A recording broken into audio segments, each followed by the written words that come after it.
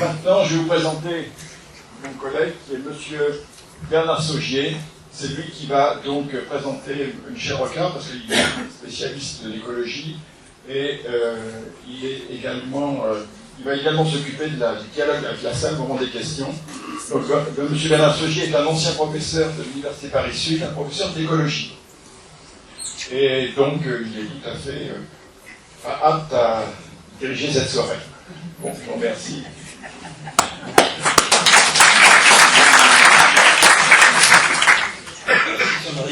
C'est pour moi un honneur et un privilège, mais je ne sais pas si Michel Rocard a besoin d'être présenté. Je vais juste dire quelques petits mots sur ce que j'ai retenu de sa biographie. Vous avez passé un bac scientifique à 16 ans, mais apparemment sans enthousiasme pour les sciences. Non. Vous vous êtes tourné vers les sciences politiques avec Sciences Po, l'ENA, tout ça. J'ai noté avec intérêt que vous aviez participé au financement de vos études en travaillant comme tourneur-fraiseur dans le laboratoire de votre père à l'école normale. Et parallèlement, vous étiez fortement investi dans le scoutisme comme éclaireur unioniste, avec, paraît-il, le totem de hamster érudit. Hamster, sans doute parce qu'ils sont sans cesse en activité, et érudit, bon, on peut le comprendre en regardant votre carrière, voilà. Il paraît que votre engagement politique date déjà de cette époque. C'est ce que j'ai lu quelque part, quand en 1945, en tant que éclaireur unioniste, vous avez eu l'occasion, avec votre troupe, d'accueillir des déportés. Que des hommes aient pu infliger pareil traitement à d'autres hommes a suscité votre indignation et un coup l'engagement. À 19 ans, vous avez milité parmi les étudiants socialistes au sein de la SFIO, puis ensuite vous êtes séparé de Guy Mollet, dont vous ne partagez pas la position pendant la guerre d'Algérie avec d'autres. Vous avez été secrétaire général, vous avez Parti socialiste autonome, qui est devenu le PSU en 1960, avec l'Union de la gauche socialiste, vous étiez secrétaire général du PSU. Ensuite, vous avez soutenu François Mitterrand en 1974, rejoint le PS, et vous êtes un partisan de la décentralisation. J'ai vu ça honnêtement. Vous avez été ministre de l'Agriculture, puis Premier ministre en 1988, pendant 3 ans. On vous doit la création du RNI, les accords de Matignon, sur la Nouvelle-Calédonie, qui à l'époque ont permis d'apaiser un conflit qui était particulièrement violent, la CSG, et aussi un livre blanc sur les retraites dès 1991. Et récemment, donc, vous avez été nommé en 2009 par Nicolas Sarkozy, ambassadeur de France, chargé des négociations internationales relatives aux pôles arctiques et antarctiques. Et c'est dans ce cadre que nous vous accueillons ce soir. Et puis en 2012, vous avez aussi créé, avec d'autres, Stéphane Hessel, Edgar Morin, Pierre Larouturou, le collectif Roosevelt, partisan d'une réforme importante des banques et de l'économie, à l'image du New Deal de Roosevelt, suite à la crise de 1929. Et pour en revenir au pôle, donc ça pose un problème évident de gouvernance, surtout au nord d'ailleurs, à cause du réchauffement qui libère progressivement la mer de la banquise en été, qui peut permettre le transport maritime et aussi une exploitation plus facile des ressources minières et pétrolifères. En même temps, ce sont des zones qui sont extrêmement fragiles et très très sensibles aux pollutions. Je me rappelle à l'époque où j'avais eu l'occasion de vous fréquenter, j'avais remarqué que vous étiez très sensible aux enjeux planétaires, des changements globaux, et vous aviez annoncé votre souhait d'arriver à une sorte de gouvernance mondiale sur l'environnement. Et c'est donc dans ce cadre que nous attendons un peu vos réflexions. Voilà.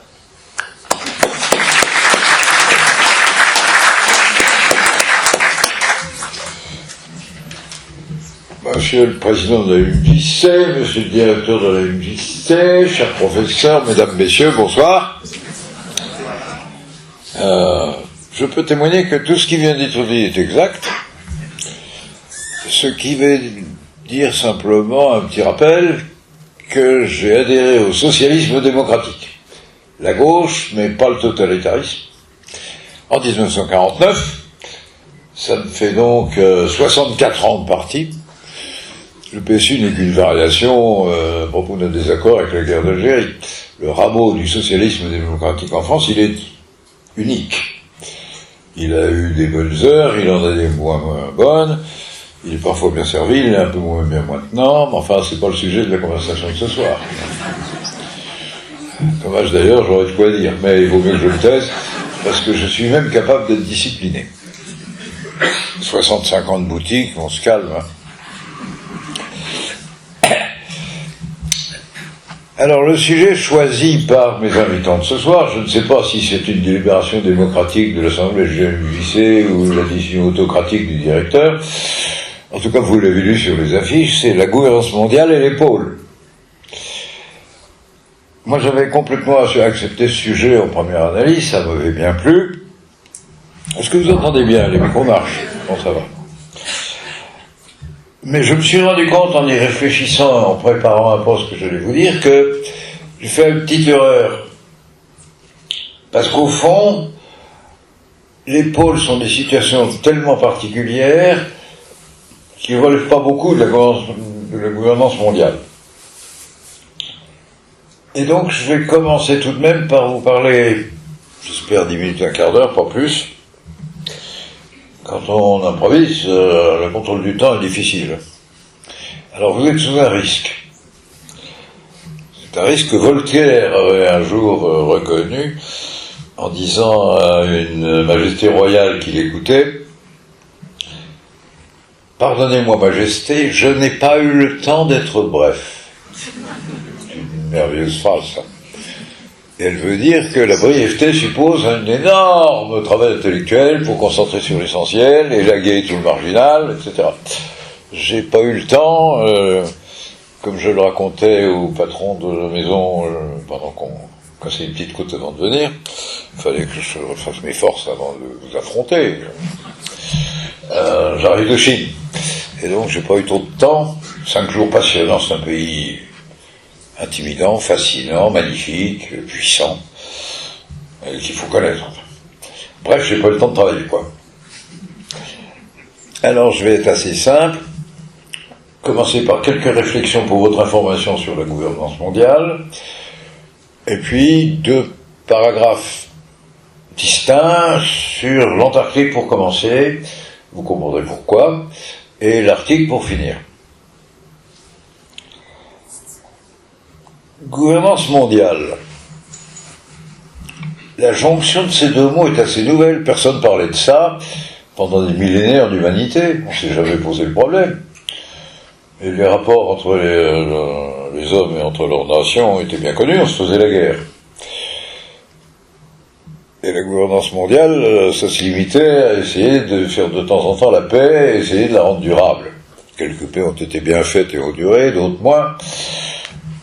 Et en tout cas, il y a une crispation autour du concept de nation.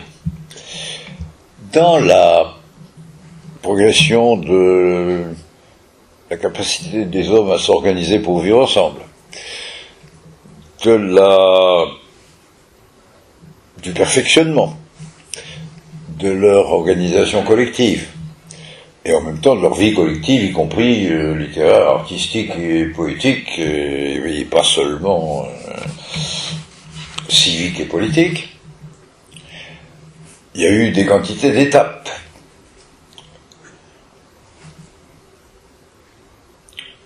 Et ce qui pose le problème, c'est le pouvoir. Regardons comment évoluer le pouvoir. Je n'ouvrirai pas ici un procès terrible. Je suis de ceux qui pensent que la nature humaine est méchante. Il y a des gars ici ou là qui voulaient convier le camarade Dieu devant la Cour pénale internationale pour cause d'excès de méchanceté dans sa création. c'est un débat que je laisse à vos consciences, je n'y entrerai pas vraiment. Enfin, il faut faire avec.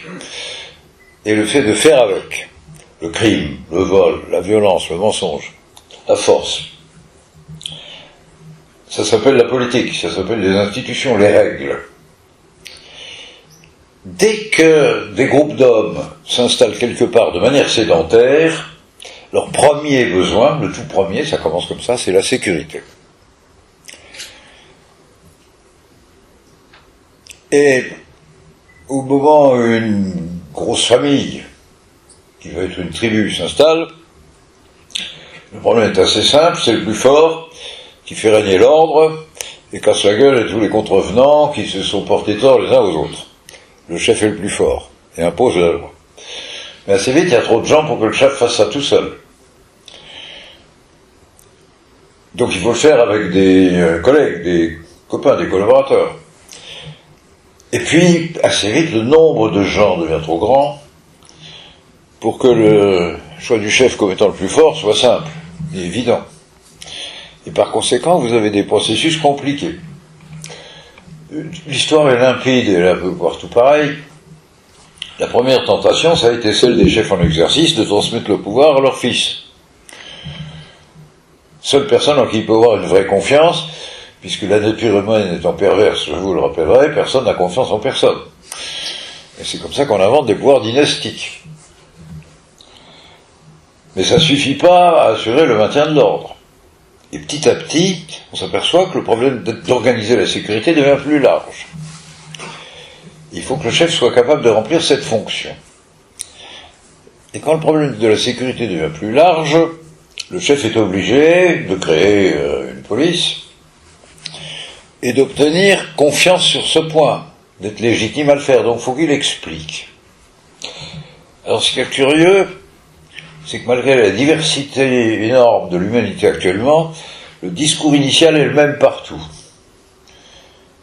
Tous les chefs en quête de légitimité, qui s'appellent roi, empereur, prince ou président, le discours légitimateur de tous les chefs partout, c'est « notre peuple est bon, fraternel, on se connaît bien, on s'aime bien, on a confiance ». Il y a bien sûr quelques délinquants, une bonne police peut y suffire. Le vrai danger, la vraie violence, la vraie méchanceté vient de l'autre. Celui qui n'a pas la même couleur de peau, celui qui parle un langage différent, celui qui prie d'autres dieux, le plus grave peut-être. Et donc très vite, tous les systèmes de pouvoir, c'est une vérité mondiale. Ils se sont mis à repousser les frontières le plus loin possible. Et inventer pour se battre contre l'autre, un autre outil que la police. Beaucoup moins discret, beaucoup plus brutal, beaucoup plus violent, beaucoup plus formé pour ça, les armées. Et ainsi est née la logique qui veut que la fonction première des pouvoirs politiques a d'abord été presque exclusivement de s'occuper de sécurité, et notamment de la sécurité aux frontières, de la sécurité des armées, avec cette logique de repousser les frontières le plus loin possible. C'est ainsi que dans les premiers temps de l'histoire, les premiers millénaires, mais les 3 ou 4 premiers millénaires, sont nés de multiplicité d'empires, chacun occupant tout le monde explorable possible avec les techniques de voyage de l'époque. Le plus visible, c'est la Chine. Toute la plaine. Et on fait la grande muraille. La démonstration de ce que je vous raconte, c'est la grande muraille. Contre le désert, les inconnus, les nomades, des types encore plus bronzés qu'eux, enfin. Mais c'est pareil pour l'Inde. L'empire des Indes, il est séparé du reste de l'humanité par l'Himalaya au nord et par des chaînes de montagnes aussi, un peu moins fortes, mais tout de même chaînes de montagnes. À l'ouest, du côté de l'Azerbaïdjan et puis du foutoir du Grand Moyen-Orient, et à l'est, vers la Birmanie, chaîne de montagnes, isolée. C'est vrai aussi de l'Empire Inca, pour ce qu'on en sait. Toute la moitié nord de l'Amérique latine, de l'Amérique du Sud, pardon. C'est vrai aussi de l'Empire aztèque, pour le sud de l'Amérique du Nord. C'est vrai aussi de la Haute-Égypte. Elle est née comme ça. Et elle contrôlait tout ce qu'elle pouvait jusqu'au désert, en s'étendant un peu du côté de la Palestine. C'est vrai aussi d'un vaillant guerrier qui a vaincu les Égyptiens, qui s'appelle Cyrus de Perse, l'empereur Cyrus de Perse, qui a construit en peu de temps un espace absolument immense. Celui-là est le seul nom que je vous recommanderais de garder en mémoire, parce que c'est l'unique dans toute cette histoire qui donne un exemple fabuleux. On aurait besoin aujourd'hui. Chaque fois que ses armées, puisqu'il était un expert militaire, il savait reporter loin la bataille contre les sauvages, contre les primitifs, quoi, les barbares, comme disaient les Romains. Mais, pour bénéficier de sa paix, il fallait accepter sa domination. Et chaque fois qu'il conquérait un nouvel État, une nouvelle contrée ou une nouvelle population, il faisait localement construire des statues en l'honneur des dieux locaux. Vous vous rendez compte? Des statues en l'honneur des dieux locaux. Après, vous avez Alexandre de Macédoine, ça dure un peu moins longtemps, mais c'est de même nature. Vous comprenez ce que je veux dire? La logique du pouvoir s'est faite autour de la sécurité, elle s'accommodait de ce que les territoires locaux soient gérés différemment et par des autorités locales. Du moment qu'elles acceptaient le commandement de sécurité de l'Empire central, tout allait bien. Et ça continue à être la règle du plus grand de tous ces empires, qui est l'Empire romain, bien entendu, successeur de tout ça, et conquérant et gestionnaire de tout le monde connu de l'époque, le monde connu de l'époque. Et puis, les barbares ont gagné, les barbares ils gagnent toujours d'ailleurs dans l'histoire. C'est emmerdant pour faire des pronostics sur ce qui nous arrive en ce moment, mais enfin c'est vrai que les barbares sont les gagnants. Toujours est-il qu'après l'Empire romain, il y a une longue période de jungle. Il y a eu une tentative pour reconstituer l'Empire romain, Charlemagne. Malheureusement, son imbécile de fils s'est permis d'avoir 3 fils. Charlemagne a 3 petits-fils. C'était l'époque où les empires, c'était féodal, c'était propriété de famille, et ça se découpait en fonction du nombre de fils. Nous avons payé de 1200 ans de guerres variées, il doit y en avoir 60 ou 70, le règlement des problèmes de frontières et de cohabitation à la suite de l'Empire de Charlemagne. Et puis en Europe, par rapport à tout ce que je viens de raconter, il s'est passé quelque chose d'un tout petit peu différent, parce que c'est de là que vient la difficulté de la gouvernance mondiale. Le quelque chose d'un peu différent, c'est qu'en Europe, contrairement à la Chine, j'ai oublié de citer l'Afrique, mais le peu qu'on sait de l'Empire Zoulou, 5 siècles, puis avant la jungle, après la jungle, ce qu'on sait de l'Empire du Bénin, autrefois il y a très longtemps, de l'Empire du Ghana, un peu le même territoire, mais 5 siècles après. Ce qu'on en sait, c'est pareil. La conquête des zones fréquentables, un peu irriguées, un peu humides, jusqu'au désert, le monde gouvernable. Donc la loi colle, et ces empires maintenaient la paix civile en confiant le gouvernement des affaires locales, qui consistait essentiellement à répartir l'eau, à des autorités locales répondant à des défis et à des problèmes locaux dans leur nature locale, diversité acceptée. C'était pas le cas en Europe. Et l'Europe est devenue un tel désordre, notamment après Charlemagne, qui s'y est fait des expériences multiples. Et finalement, à cause de leur petite taille, les empires ils ont eu la vocation de s'étendre où la géographie le permettait, jusqu'aux montagnes infranchissables. En Europe, ça n'a pas existé. Ils se sont faits sur des communes plus petites, et là, ils ont trouvé plus commode de choisir la forme de gouvernement qui nous venait des tribus germaniques. On a abandonné l'idée de recalculer l'Empire romain, c'est-à-dire une grande confédération où la sécurité était ensemble, dans une très grande diversité linguistique, d'organisation sociale, même sur les lois matrimoniales, ou de la famille, ou des héritages, tout ça était très différent, très local, très accepté. Des tribus germaniques qui venaient une autre conception plus brutale, celle du roi. Le roi est un chef de droit divin qui exigeait l'homogénéité absolue de son peuple, les mêmes lois, les mêmes coutumes, et qui avait droit de vie et de mort sur ces sujets.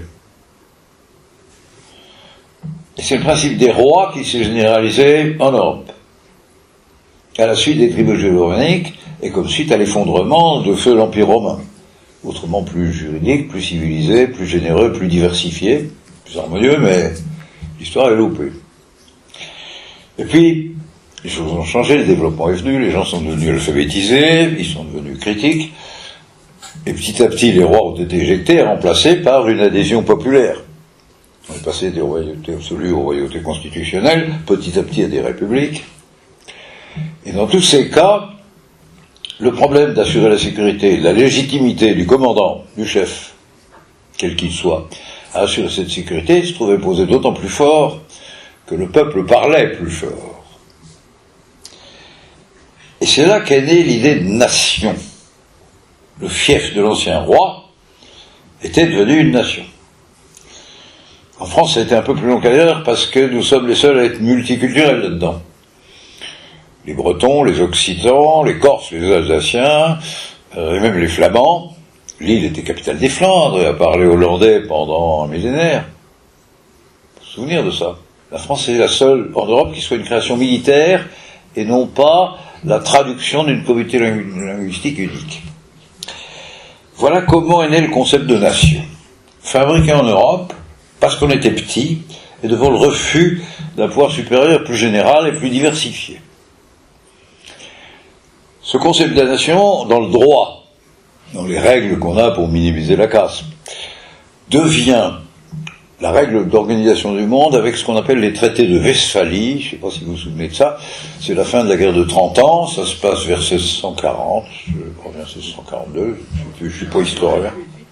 Bravo. Enfin bref. L'Europe a créé chez elle, puis a fait essaimer dans le monde entier, ce concept de nation, laquelle nation est beaucoup plus exigeante en homogénéité. Il y a même une demande de même croyance. Les guerres de religion en France, c'était l'extermination des hérétiques par les rois. Et la plupart de nos nations européennes sont unireligieuses. Et pour bon que d'entre elles, c'est même le ciment de leur harmonie sociale. Tout ça crée un monde où la progression de l'organisation collective, la progression de la civilisation s'arrête au niveau de la nation. Au-delà, rien. Et c'est la nation qui définit sa finalité, sa source, sa raison d'être. Nous n'avons plus guère de royauté de droit divin. Partout, c'est le peuple qui est souverain, mais le peuple, avec sa langue, dans sa définition, et dans un pays comme l'Allemagne, c'est allé jusqu'à Hitler, souvenez-vous. Le sang du peuple était définissant de la nationalité, au point de rejeter tous les autres, au point de les tuer. Tous ces abus sont là. Tous ces dégâts que je cesse de raconter ici ont fait de l'Europe le continent le plus guerrier de tout le monde entier. Et pour un bon millénaire, c'est beaucoup, c'est coûteux. Mais nous avons été aussi le continent de l'invention technique. Et l'invention technique, appuyée sur une civilisation de haut niveau de pensée, a fait que l'Europe a dominé le monde, du XVe siècle à aujourd'hui en gros. En y imposant ce concept de nation, en le transposant dans nos colonies, étrangères les unes aux autres, en guerre les unes avec les autres, au nom des nations colonisatrices. Et en tout cas, l'Europe a continué à faire des ravages. Mais quand les guerres intra-européennes sont devenues si violentes que via les colonies, en plus, elles ont intéressé le monde entier, on arrive au XXe siècle, qui bat le record absolu historique de la violence et de l'horreur dans l'histoire. Le XXIe siècle doit compter en tout un peu plus de 120 ou 130 millions de morts de guerre. Pas seulement ceux des deux grandes, il y en a des petites connexes, y compris des guerres coloniales. Et c'est bien ce qui pose le problème de la gouvernance mondiale. Donc le problème de la gouvernance mondiale, il nous est venu du fait de la guerre et de la difficulté de l'humanité de cohabiter. Mais, à partir de la moitié du XXe siècle, et naturellement le XXI tombe là-dedans, il y a d'autres raisons qui font apparaître les problèmes de gouvernance mondiale comme des urgences d'aujourd'hui. Sur les 5 premiers, mais l'histoire, je dis les 5 premiers parce que l'histoire humaine, on la connaît, on l'explore à peu près, messieurs les historiens, je crois depuis 6000 ans en gros. Avant, on ne savait pas vraiment. Nous sommes à la fin de ces 6000 ans. Sur les 5500 premiers, les nations ne s'occupaient que d'elles-mêmes, la nature ne se fâchait pas, on ignorait qu'elle puisse se fâcher, on ne la connaissait pas, on pensait même que ses ressources étaient illimitées, il n'y avait pas de problème de ce côté-là. Et les nations s'organisaient entre elles, faible part des échanges internationaux dans le produit brut, faible influence des étrangers, fût-ce par leurs exportations ou leurs importations, à l'intérieur de chaque nation, pas de problème, chacun chez soi, tranquille. Et puis, deuxième moitié du XXe siècle, première moitié premier début du XXIe, nous sommes dans un monde tellement différent pour plusieurs raisons. La première, c'est que le système économique est devenu unique. Il s'appelle le capitalisme. En fait, c'est l'économie de marché. C'est la Chine qui a inventé l'économie de marché, il doit y avoir 3500 à 4000 ans. C'est pas nouveau, le marché. L'Empire romain était en économie de marché. Mais pendant toute cette période d'économie de marché, c'était une économie de personnes. C'était des personnes physiques. Des artisans qui avaient fabriqué des produits, ou le commerçant qui avait acheté produit par produit, qui les vendait, et des clients, personnes physiques, hommes ou femmes, qui venaient acheter. Et tout a beaucoup changé quand la technique a provoqué le changement. Premier aspect, la machine à vapeur, ça ne dure pas très longtemps, mais c'est complètement décisif, c'est ça qui fait le changement. Qui permet enfin de faire travailler beaucoup d'hommes et de femmes ensemble sur une source d'énergie unique. Et pour produire des objets, on peut être 2500 ouvriers dans la même usine pour produire des objets analogues ou à la suite, ça s'appelle la chaîne, en fait, peu importe. Premier regroupement. Et le marché, il faut qu'il avale des collectivités énormes. Et deuxième regroupement, la société anonyme, c'est-à-dire une technique juridique qui permet de rassembler autour d'un même projet économique une quantité énorme d'épargnants. Et c'est pour ça que le système s'appelle le capitalisme. Mais c'est toujours le marché, c'est comme ça qu'il est né. Mais en tout cas, si je vous fais cette histoire ultra brève, c'est pour vous dire que maintenant on est tous dans le même bain. Et que les ratés de l'organisation du système nous sont communs, le système est mondial. Alors, une petite remarque au passage, l'analphabétisme en France commence à croire que nous sommes seuls à subir une crise qui serait française. C'est pas vrai. La crise dans laquelle nous sommes, elle est d'abord mondiale, et pour la comprendre, il faudrait d'abord le dire et l'analyser mondialement. Il y a des sous-aspects locaux en France, bien entendu, loin d'être dominants et loin d'être les causes principales. Mais ça, on l'oublie, tellement la nation est forte, on ne connaît qu'elle. Premier aspect. Et puis deuxième aspect, on va le voir un peu à propos des pôles dans un instant, la nature se fâche. Premièrement, on est en train de crever d'empoisonnement physique et chimique par l'excès de nos rejets qui polluent les eaux, polluent le sol, ou même l'heure de l'atmosphère. Deuxième aspect, les ressources sont loin d'être finies, et déjà pour le pétrole, on sait qu'on a passé l'année de la production maximum, on sait maintenant, ça s'est appelé le pic pétrolier, qu'on ne retrouvera plus jamais en pétrole liquide, c'est un peu moins vrai pour le gaz. On ne retrouvera plus jamais en pétrole liquide le volume de pétrole produit en 1905 ou 6 et mis à la disposition de l'humanité. Donc il va renchérir et il va bien falloir se débrouiller un peu autrement. Et puis, l'élément le plus inattendu, le plus terrible, le plus dangereux, le réchauffement climatique. Pour peu que nous continuions à ne rien faire, c'est dans 9 ou 10 générations que la planète sera invivable parce qu'elle sera donnée une poêle à frire. Alors d'accord, on a un peu le temps, mais ça vient vite, 9 ou 10 générations, vous savez. Et l'irresponsabilité se paye. Et ça pose un problème de gouvernance mondiale.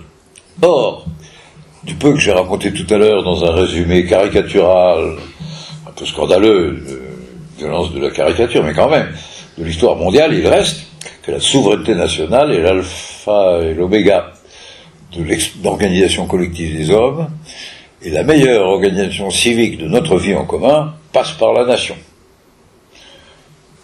Et Marine Le Pen nous le répétera tous les jours, dans la haine qu'elle porte au monde extérieur tout entier. Je ne sais pas quelle humanité ça prépare, mais enfin elle se sert de ce que notre expérience à tous, la vôtre comme la mienne, c'est que notre nation nous a formés, nous a fait citoyens, nous a appris tout ce qu'on sait, nous a appris une langue. On ne partage guère avec tout le monde. Et le principe, c'est qu'on n'obéit pas aux autres. D'où le problème de gouvernance mondiale. Or, c'est difficile et ça ne marche pas. Alors, où est-ce qu'on en est? Qu'est-ce qu'on sait faire? D'abord, la violence des guerres a tout de même fait peur. Sur les 6000 ans d'histoire qu'on a un peu exploré, les historiens comptent environ 10 000 guerres, ce qui est pas mal. À coût en nombre de morts croissant.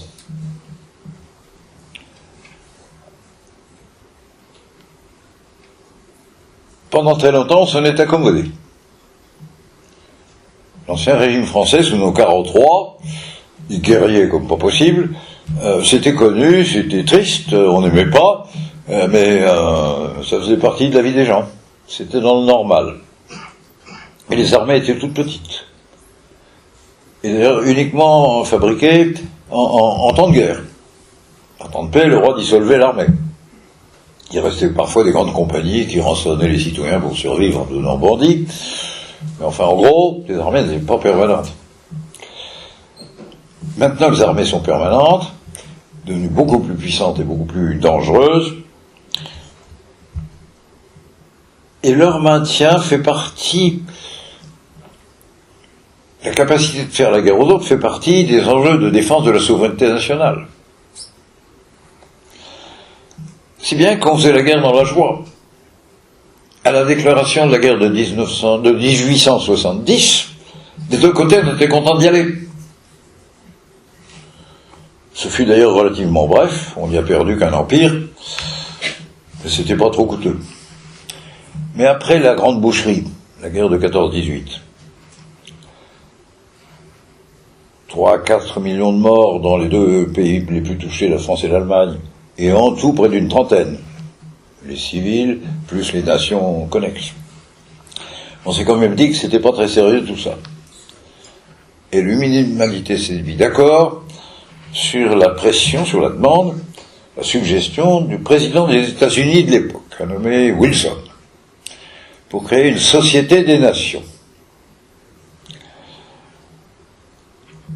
C'est le premier acte. Alors vous voyez qu'il faut au moins une guerre mondiale, le coût de là était 30 millions de morts, on a vu pire depuis, pour créer une organisation nationale qu'on voudrait respecter. C'est cher. Mais cette société des nations a été affaiblie immédiatement parce que les États-Unis d'Amérique, au lendemain de la guerre, ont refusé de ratifier le traité. Donc ils n'y sont pas allés. Cette attitude américaine qu'on retrouve maintenant est hyper dangereuse. En tout cas, elle a affaibli la société des nations, au point que quand Hitler, en Allemagne, et Mussolini en Italie ont pris le pouvoir, la société des nations n'a rien pu faire, elle s'est déconsidérée. Parmi le peu de choses qu'elle a faites, le tout premier des traités qu'elle a poussé à négocier concerne l'Arctique, je vous le présenterai dans un instant. Vous allez rigoler. Celui-là, on l'a bien oublié. C'est l'archipel du Spitzberg. Donc, mort de la société des nations, arrivée de la Deuxième Guerre mondiale. Le coût augmente, 50 000 morts. De la guerre, civils et militaires. Il y a en plus une cinquantaine de millions de morts du fait du goulag dans le traitement interne de l'Union soviétique. Je ne rajoute pas à la guerre. 50 millions de morts de la guerre suffisent déjà, c'est suffisamment terrifiant. Notez un détail. Dans les guerres les plus anciennes, il y avait des soldats tués. Chez les civils, des femmes étaient violées, des récoltes étaient brûlées, ces dégâts étaient déjà très graves, mais il y avait que ça. Et plus on va dans l'histoire, plus le pourcentage des militaires tués dans le total des victimes de chaque guerre diminue, et plus augmente le pourcentage des civils. Dans la guerre de 14-18, on considère que les militaires tués, c'est encore à peu près la moitié du total des victimes, les autres étant déjà civils. Dans la dernière, la Deuxième Guerre mondiale, dont on évalue le coût à 50 millions de morts, on considère que les 3/4 de ces morts sont des civils. Ça devient très méchant. La non-gouvernance mondiale est donc une vraie catastrophe. Toujours est-il que l'horreur de la Deuxième Guerre mondiale a été telle qu'il y a eu une réaction unanime d'à peu près toutes les nations pour dire faut quand même s'y prendre autrement, il faut éviter ça, on va créer une meilleure organisation des Nations Unies, c'est même son nom. Et pour la première fois, elle est dotée d'une charte qui prévoit que les Nations Unies peuvent se mettre d'accord entre elles à l'occasion pour utiliser la force pour réduire une menace contre la paix. Ça c'est rarement, mais ça existe, c'est écrit. Il commence à y avoir une légitimité internationale, malheureusement. Les 5 plus gros des vainqueurs ont exigé de se précautionner contre les décisions éventuelles de plus petits qu'eux qui leur déplairaient. Ils ont exigé d'avoir un veto. Et le veto des 5 grandes nations, la France est de ces 5 grandes nations. Elle ne devait pas en être, on l'avait perdu, nous, la guerre, en fait. Mais on a été introduit par Churchill, qui, en ce qui concerne la défense des valeurs occidentales par rapport aux soviétiques, se trouvait un peu seul à côté des États-Unis. Parce que les États-Unis ont cette caractéristique d'être une grande démocratie, de nous avoir sauvés au moins 2 reprises dans l'histoire, sinon un peu davantage, mais d'être un peu encombrant. Et d'avoir un médiocre souci de plus petit qu'eux. C'est une traduction historique. C'est dans ce souci que Churchill a réintroduit la France là-dedans, dont les performances militaires de juin 40 ne l'avaient pas vraiment mérité. Vous serez peut-être d'accord avec moi. Nous avons sauvé l'honneur. Je croyais qu'on est rue du Général Leclerc. Là. On a sauvé l'honneur, on sait comment et pourquoi. On n'a pas sauvé le fait. Donc nous avons une organisation des Nations Unies qui a maintenant la capacité de punir des agresseurs, d'empêcher des agressions, et d'édicter des mesures, par exemple l'interdiction de tel ou tel type d'armes. Il y a une convention des Nations Unies, elle est de 1972, qui interdit les armes biologiques. Et il y en a une autre, non, je viens de me tromper, 72, c'est les armes chimiques. Et il y en a une autre qui est de 1992 ou 13, qui interdit les armes biologiques. Et c'est pas complètement efficace. C'est comme le code de la route. Il y a des limites, mais tout le monde les viole. Enfin, plus ou moins. Mais une fois que la règle est là, et qu'il y a un peu de surveillance autour de la règle, on a des chances qu'elle soit à peu près respectée. Pas beaucoup. Ça a diminué les dangers. Et on le voit en Syrie, puisque vous avez vu que même Bachar el-Assad a fini par se trouver obligé, sous pression mondiale, à mettre sous contrôle et à détruire ces usines d'armement chimique. C'est ça aussi la gouvernance mondiale. Mais ce n'est pas assez efficace. Pour le moment, cette gouvernance mondiale n'arrive à prendre des décisions que sur les cas dangereux pour la sécurité physique des personnes. L'expression sécurité internationale revient 17 fois, je les ai comptés, 17 fois dans la Charte des Nations Unies, dont 12 fois pour décrire les missions spéciales du Conseil de sécurité des dites Nations Unies. Je plaide depuis longtemps, ça serait un autre sujet, mais je le développerai ce soir, c'est une incidente, pour faire classer la menace du changement climatique comme une menace contre la sécurité internationale. C'est pas fait, mais ça pourrait. L'outil est là. Simplement, pour le moment, l'égoïsme de nos nations les a poussées toutes, la France a sa culpabilité dans cette affaire, à empêcher les Nations Unies de se mêler de trop de choses et à préférer limiter la compétence des Nations Unies aux seules menaces avec armes à feu, c'est-à-dire de menaces qu'on peut appeler militaires. C'est un mot un peu rapide devant les terroristes, enfin. Et c'est tout. Or, et ça veut dire, pour conclure cette partie-là de mon propos, que nous n'avons pas d'outils pour les menaces gravissimes pour l'humanité quand elles ne sont pas avec armes à feu. Le changement climatique. Ou des excès de pollution. Il faut se poser la question de savoir si une nation qui pollue ostensiblement tout son environnement et tout celui de ses voisins ne devrait pas être soumise à contrôle, sinon même à punition. Problème non réglé. Et puis le veto paralyse trop. On a besoin d'une réglementation, d'un accord entre toutes les nations, mais il faut que ceux qui ont le droit de veto accepte de limiter son usage. Pour dire, ou bien pas plus de 2 fois l'an, ou bien seulement sur les sujets de sécurité militaire et pas sur les autres, ou bien, enfin, quelques formes de limitation. Il y a énormément de travaux, beaucoup de gens travaillent sur tout ça, il y a beaucoup d'écrits et de propositions. Ça doit même s'enseigner dans l'université voisine. Mais pour le moment, en consensus des nations sur un changement des règles, on n'est pas encore. C'est l'aspect principal de la gouvernance mondiale. Derrière, il y a un deuxième arme de gouvernance mondiale qui sont les traités.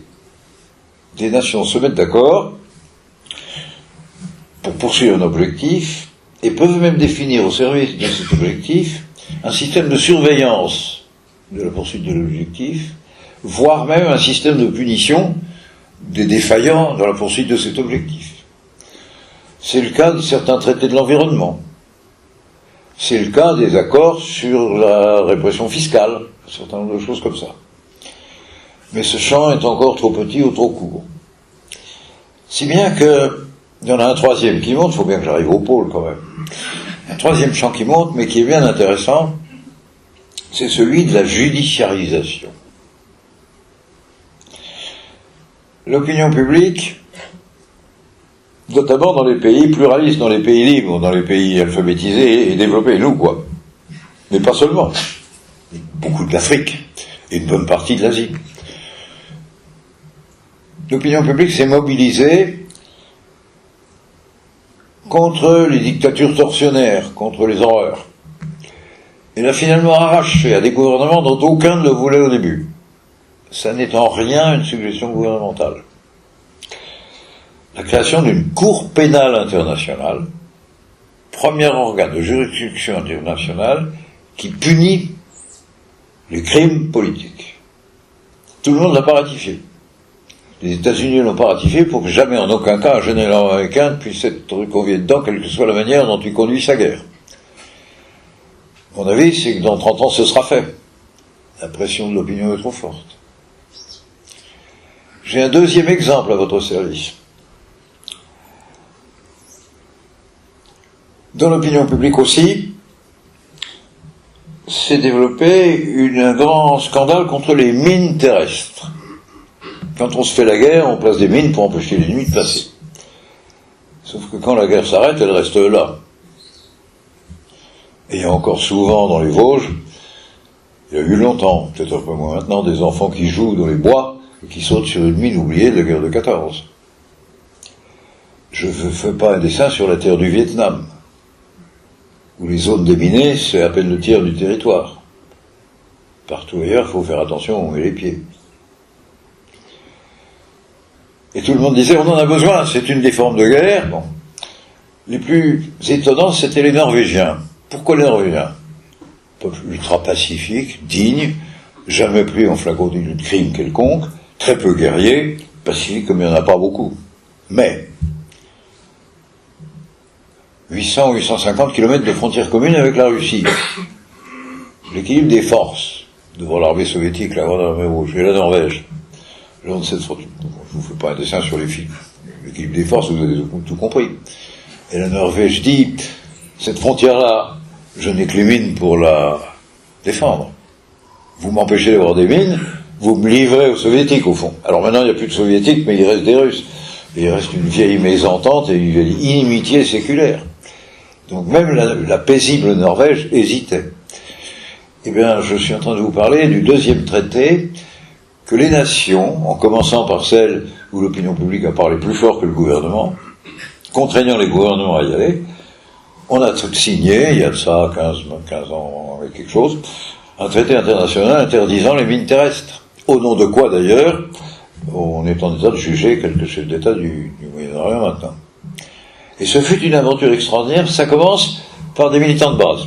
Ça commence dans les MJC. Ça commence dans les ONG. Puis ça a mis le feu à la terre entière. Bien sûr, le jour où une jolie princesse d'Angleterre, qui s'appelait Diana, a rejoint la cause et l'a fait savoir, les médias ont donné différemment. L'accélérateur à la cause du combat contre les mines terrestres a été grand. Mais après tout, que les princesses se basculent aussi du bon côté des causes, ça fait partie de l'histoire humaine. j'espère que vous êtes d'accord, en tout cas, la ligne des mobilisations collectives de l'opinion pour imposer le succès de telle ou telle nouvelle cause est une grande affaire. Et ce sera ma conclusion pour cette partie-là de mon propos. Voilà le peu qu'on puisse dire de la gouvernance mondiale. Et maintenant, parlons un peu des pôles. Qu'est-ce qu'ils viennent faire là et pourquoi ?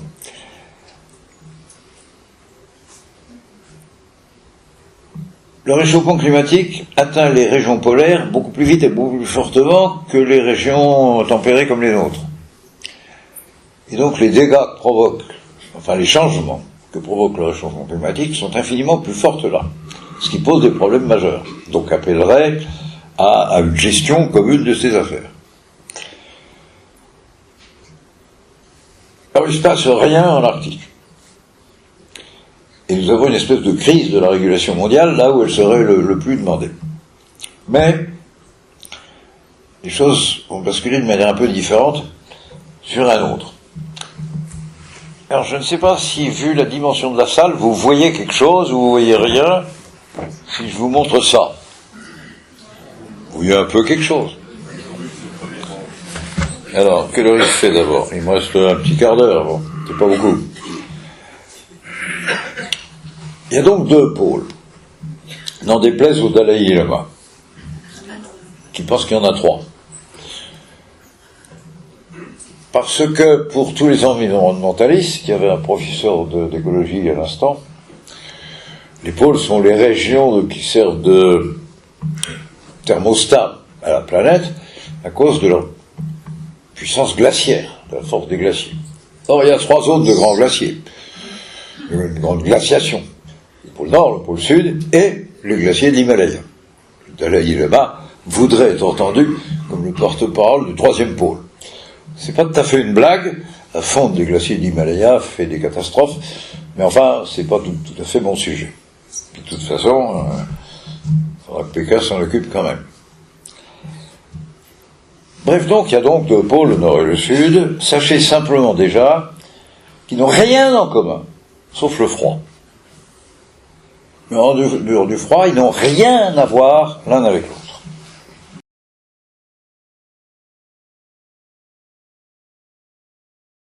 Mais en dehors du froid, ils n'ont rien à voir l'un avec l'autre.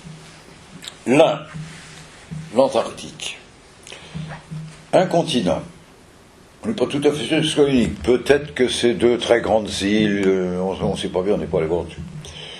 14 millions de kilomètres carrés, une fois et demie l'Europe. Isolé de tout. Du bout de la péninsule à la Terre de Feu au sud de l'Amérique latine, il y a 1000 kilomètres. De notre terre Étélie à l'Australie, il y a 3500 kilomètres. De la terre de la Reine Maud, qui est norvégienne, à l'Afrique du Sud, il y a aussi 2500-3000 kilomètres. Et surtout pas un seul habitant. Ça veut dire pas un électeur. Pas de voie à aller chercher, pas de bataille électorale à organiser sur place. Ça facilite bien des problèmes, il faut bien se rendre compte. Mais ça posait un problème de type particulier. L'autre, si vous voyez à peu près quelque chose, cette carte-là est un peu sombre, mais enfin, non, elle n'est pas assez visible.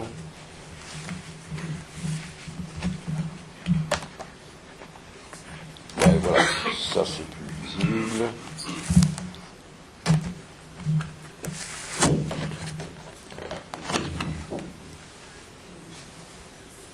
L'autre, c'est l'Antarctique.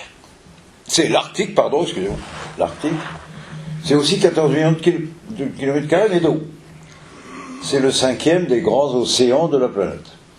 Le plus grand étant le Pacifique, le second l'Atlantique, le 3e l'océan Indien, le 4e l'océan Austral, autour de l'Antarctique, et le petit 5e étant l'océan glacial arctique, qui est semi-fermé, comme on dit, puisque le détroit de Bering, que vous ne voyez pas là, puisque le détroit de Bering, il est juste là, mais j'aurai une autre carte, ne fait pas 100 km de large, et que dans la relation entre l'océan glacial arctique, tout ça c'est de la glace, et l'Atlantique, il y a un grand chenal, avec l'Islande à peu près au milieu, et en tout 900 km, pas plus. Donc semi-fermé quand même, pour ces 14 millions de kilomètres carrés. Ça n'a donc rien à voir. Et puis celui-là est resserré. Et si en Antarctique, il n'y a pas de voisins côtiers, dans l'Arctique, il y a 5 États côtiers, 5 seulement. Et pas n'importe lesquels. États-Unis, car l'Alaska va encore plus près du nord que la plupart des grandes îles canadiennes. Le deuxième est le Canada, le troisième est la Norvège, le troisième est le Groenland, mais le Groenland est en train de cesser d'être une colonie danoise, donc le quatrième est danois, et puis le cinquième, c'est l'immense Russie, qui borde plus du tiers des côtes de cet océan. Et les problèmes s'y posent de manière très différente. Alors, dans l'Antarctique, qu'est-ce qui s'est passé? Inaccessible, froid horrible, un gros tiers des gens qui ont tenté de les explorer et d'aller les découvrir sont morts sur place, en expédition, jusqu'à un nommé Shackleton, un nom que vous avez peut-être entendu, si vous suivez ces aventures. Et on a commencé en fait... tiens, il me manque une carte, c'est dommage. Oui, il y en a une que je n'ai pas amenée, je ne sais pas pourquoi. Bref donc, la découverte de l'Antarctique se fait très progressivement. Je vous donne quelques dates.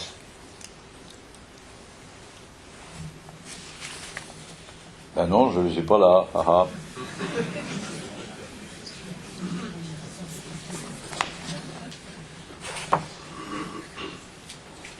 C'est en gros XVIe siècle. Et il y a doute sur les premiers qui ont vraiment... C'est en gros XVIIe siècle.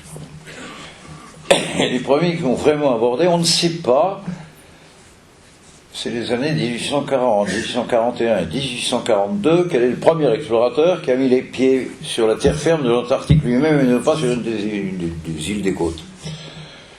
Le français Dumont d'Urville, le britannique Ross et l'américain Wilson, je crois bien. Mais peu importe, la découverte se fait à ce moment-là. Après la découverte, on n'y revient pas souvent. James Cook est le premier qui l'avait frôlé, un siècle avant, sans la découvrir vraiment. Et ensuite, les premiers à être vraiment allés sont les baleiniers. Les baleiniers n'étaient pas toujours alphabétisés, en tout cas, c'est pas des mémorialistes. Ils écrivaient peu ce qu'ils faisaient. On n'a pas de mémoire, on a juste des traces. Il reste des cités baleinières, des masures, des charpentes mal foutues, des ruines de bateaux cassés, et puis les restes des chaudières dans lesquelles ils chauffaient l'huile de baleine, quelques petites choses comme ça, une existence ultra dure. La pêche à la baleine, elle est économiquement à peu près efficace de la fin du XVIIIe siècle jusqu'à 1950-60. Et pendant ce temps-là, on l'a massacré à tour de bras, bien entendu. Les baleiniers, n'emmenaient pas de drapeau et ne prétendant pas à la revendication territoriale sur le territoire national. Puis viennent après des scientifiques, mi-explorateurs, mi-scientifiques. Et ceux-là ont assez vite prétendu apporter le drapeau national et la revendication territoriale de leur pays à côté de leurs travaux. Et puis, très tôt, certains ont commencé par hiverner, vous avez tous entendu parler du commandant Charcot, et puis on s'est mis à faire en Antarctique des bases permanentes. Les premières remontent à 1870, 80, etc. D'abord pour les 6 mois d'été, et ensuite à longueur d'année, avec 5 mois de nuit sans voir le soleil. Recherche scientifique. Et tout ça produit le fait qu'au début du XXe siècle, 7 nations se sont mis à revendiquer des portions du territoire antarctique. Il n'y avait pas de propriétaires, il n'était à personne, elles ont voulu revendiquer de l'Antarctique. Ces 7 nations, c'est d'abord les voisins. Argentine, Chili, Australie, Nouvelle-Zélande.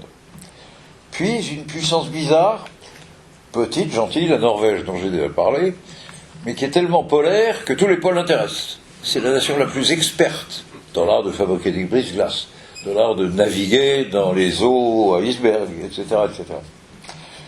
Et puis enfin, dernier venu, mais un peu plus gros, la France et la Grande-Bretagne. Pourquoi pas nous? Nous avons des empires mondiaux, nous sommes des nations à prétention mondiale. Vous avez là ses revendications. Voilà l'Australienne, gros appétit, vous voyez, 35% du continent. La France se coince dedans, discrètement. Il n'y a pas d'accord entre la France et l'Australie, et par conséquent, nous pourrions même nous faire la guerre à l'occasion. Enfin, l'accord n'est pas fait. Là, il y a la Norvège, et puis l'Argentine, le Chili et le Royaume-Uni se disputent 3 portions. Ce secteur-là, c'est-à-dire le secteur sud-ouest, n'est pas revendiqué.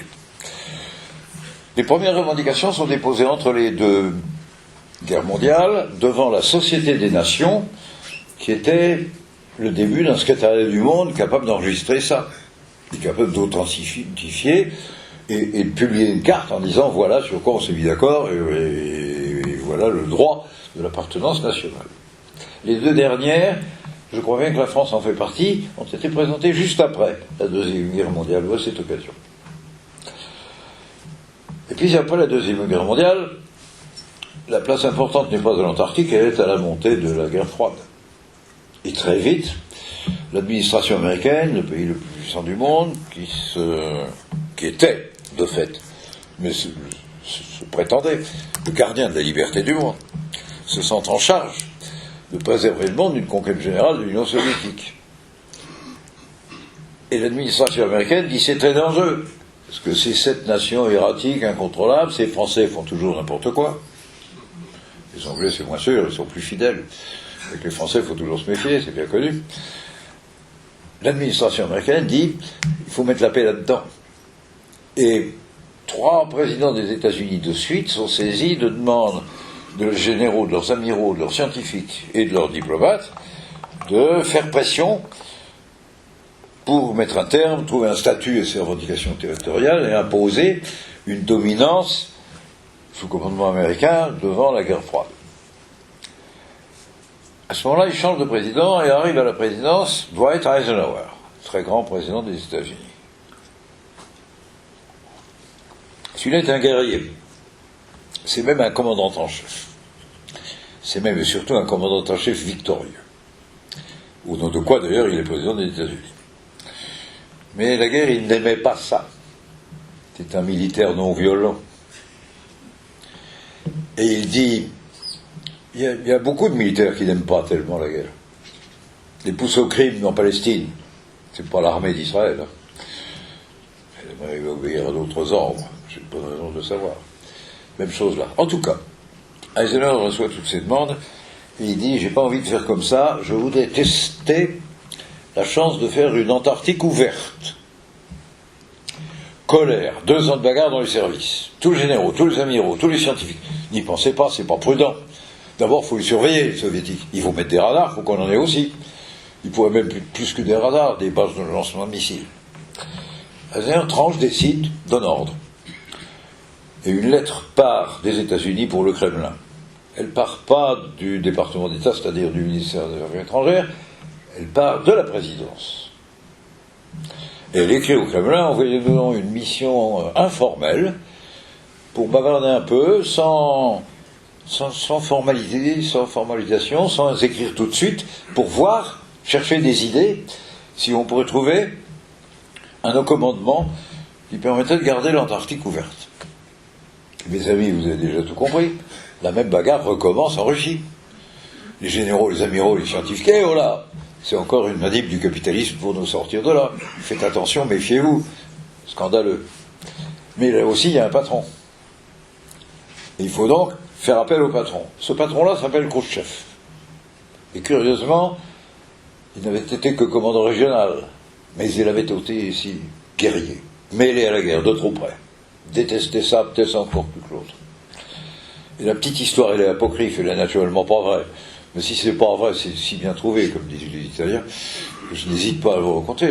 L'histoire, c'est que la fin de la bagarre entre militaristes et pacifiques en Russie se termine par un grand éclat de rire de Khrouchtchev quand il prend connaissance du dossier. Et il éclate en disant, et en rigolant, chouette les gars, on va noyer la guerre froide dans les glaces de l'Antarctique. Ainsi, mes amis, sur le courage de 2 individus en responsabilité politique, capables de vaincre leurs entourages. et probablement leurs opinions publiques. Il ne faut pas dans ces affaires prendre les politiques pour les seuls maléfiques et les opinions publiques pour toujours bénignes. Elles sont nationalistes et méfiantes, plus encore. Attention. Toujours est-il qu'est né en 1959 le traité de l'Antarctique, qui est en pleine guerre froide. Alors, il y a deux périodes dans la guerre froide. Avant 62 et après 62.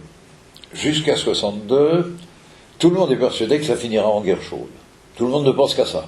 On s'organise, mettre des radars partout, mettre des bases de tir partout. 62, c'est l'époque de la crise des fusées de Cuba. C'est-à-dire le moment où on a échappé de si peu à la guerre chaude, mais qu'on a compris qu'on pouvait peut-être y échapper vraiment. C'est à partir de 62 que des cerveaux diplomatiques et militaires commencent à réfléchir à l'idée de finir sans guerre. Chaude. Mais jusqu'à 62, tout le monde y va. En 59, cette année a une autre caractéristique assez étonnante, c'est l'année même où les techniciens, c'est des gens dangereux, messieurs les universitaires ici présents, avaient mis au point des deux côtés, ça tombe la même année, des missiles capables de tirer à 5000 ou 6000 km. C'est en 1959 que séparément, chacun chez lui, les États-Unis et l'Union soviétique ont eu la certitude de pouvoir tirer sur l'autre depuis chez eux. Et dans cette belle année 59, il y a 350 ou 400 commandes de missiles à longue portée, pour quelques millions de dollars chacun, des deux côtés. C'est cette année-là où un court traité parle de l'Antarctique, enregistre ses revendications territoriales, les déclare valides, n'examine pas leur réalité, n'examine pas leurs contradictions, tranche rien, interdit la présentation de toute nouvelle revendication territoriale, même pour les Russes ou les Américains, pas de nouvelles. Interdit surtout de matérialiser les frontières que ça représente. Ça veut dire quoi? Pas de fil de fer barre au bébé, pas de guichet, pas de passeport. Il n'y a pas d'exigence de passeport en Antarctique. C'est formidable. Et la fin du traité, c'est la déclaration de l'Antarctique comme démilitarisée. Pour des raisons d'organisation des services et de salaire des hommes, très probablement, ça va être des militaires qui vont faire du travail en Antarctique, naturellement. S'ils viennent en Antarctique comme militaires, ce sera sans armes. Et tout ça est surveillé. Et ça continue. Ce traité de l'Antarctique, qui remonte à 1959, donc, c'est un miracle dans l'histoire humaine. Et il a eu des suites. Je passe 5 minutes sur ces suites avant de conclure sur l'Arctique. Tenez une autre carte. Celle-là, je l'ai vue, là voilà. Alors vous ne voulez pas grand-chose, vous êtes loin. Enfin, vous voyez un tas de petits points partout. Tous ces petits points de deux couleurs, c'est donc il s'agit de bases saisonnières, uniquement pour l'été, le jour. Ou de bases permanentes, même ouvertes pendant les 5 mois de la nuit polaire. Mais vous voyez ce qu'il y en a? Il y a plus de 80 maintenant. Il y a 40 ou 45 nations qui ont des bases, dont 5 ou 6 en ont plusieurs. La France est dans 2, la Chine en a 4, la Russie 5 ou 6, les États-Unis 6 ou 7. Toutes ces bases étaient gérées par des scientifiques militaires, sous le contrôle des départements de la Défense. Et tout scientifique travaillant sur une base en Antarctique, discutant avec un collègue d'une nationalité étrangère, était suspect d'espionnage immédiatement. Alors d'accord, comme elles sont à 500 km l'une de l'autre, et qu'il n'y a pas de moyen de circulation, on n'y va pas. Reste qu'ils peuvent se retrouver dans les escales d'aéroport pour y aller, enfin, etc. Cette méfiance était terrible. Le traité, tel que je viens de vous le décrire, change le climat. Il n'y a plus de militarisation, il n'y a plus d'espions, il n'y a plus d'espionnage. Et on commence à se causer, on fait des visites de base en base. On se met même, au nom du traité d'ailleurs, à organiser des visites collectives de base pour vérifier qu'elles sont bien désarmées. Il y a des contrôles collectifs. Le monde gère quelque chose, là. Et puis, les scientifiques disent, mais tout de même, on pourrait plus que seulement la démilitarisation. D'abord, il faut protéger le continent. Alors, les diplomates, c'est autrement prudent que les politiques audacieux, comme Eisenhower et Khrouchtchev. Ils prennent du temps et de la précaution. Puis ils y vont à petits pas. Il faut 13 ans. de 59 à 72, pour que soit signé le premier des trois, car il y en aura trois en tout, le premier protocole d'application du traité de l'Antarctique. Et écoutez bien, rigolez-en, ça vaut la peine, il ne concerne que la protection des phoques. Il faut bien commencer par quelque chose, même si ce n'est pas encore très stratégique. Vous voyez bien que le sujet de la gouvernance mondiale est un sujet épineux. Enfin, c'est un début. Puis vient un deuxième protocole, 8 ans après, c'est-à-dire en 1980, qui ne concerne aussi que la mer et pas la terre. Et qui, pour la terre, dit protection générale de la faune et de la flore marine antarctique. C'est beaucoup plus gros, beaucoup plus important. Pour les phoques, on ne se rencontre pas, il n'y a pas vraie gestion. Les marines ont charge de surveiller, se surveillent un peu les unes les autres.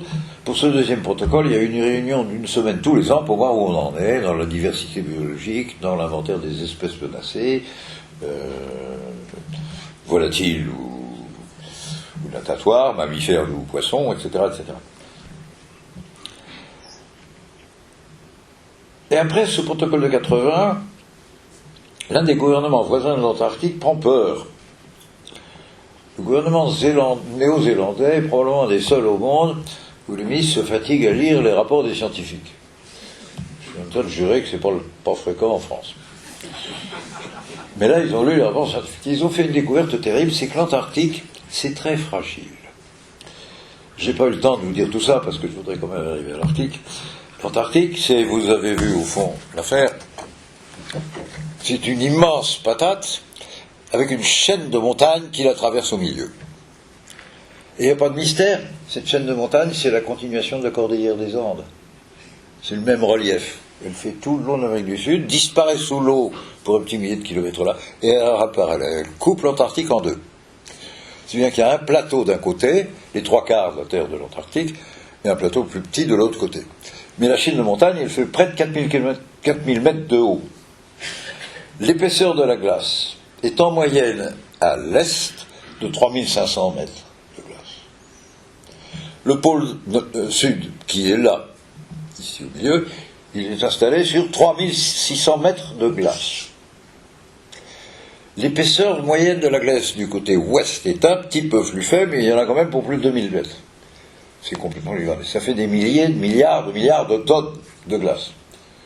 Si tout ça fondait d'un coup, ça ferait augmenter le niveau de l'eau des océans de 60 mètres.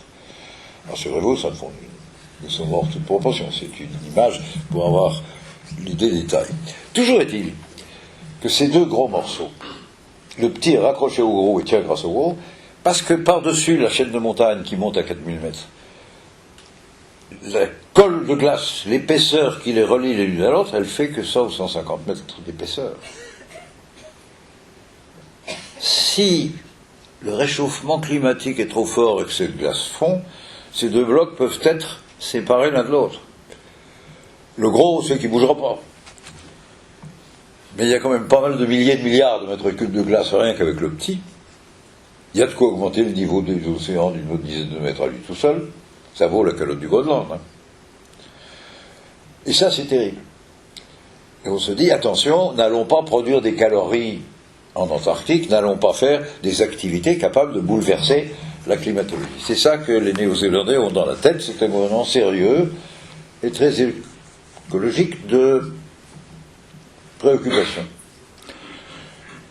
Ils ont, à coup de hurlement, arraché l'ouverture des négociations, qui se tient à Wellington, capitale de la Nouvelle-Zélande, qui va durer 8 ans, 80 à 88. Si bien qu'en juin 1988, alors cette négociation, c'est quoi? Si jamais on va en Antarctique mener des activités économiques, on a le droit, c'est permis, on ne peut pas interdire. Il faut au moins s'assurer que les précautions soient au maximum possible. Il faut qu'il y ait un jury international pour sélectionner les matériels des gens qui vont travailler à la forêt du pétrole, qu'on est les meilleurs du monde. Il faut surveiller les compagnies et les nations qui font des forages pour vérifier qu'ils prennent bien le maximum de précautions.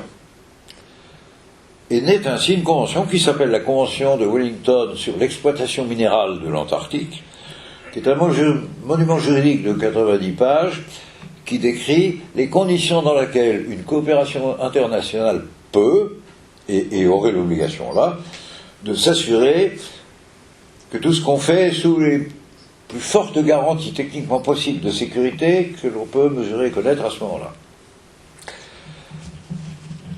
8 ans de négociations, la routine permet de signer un jour, on tombe d'accord, et c'est signé par des ambassadeurs, ceux qui ont dirigé les délégations et qui ont fait le travail.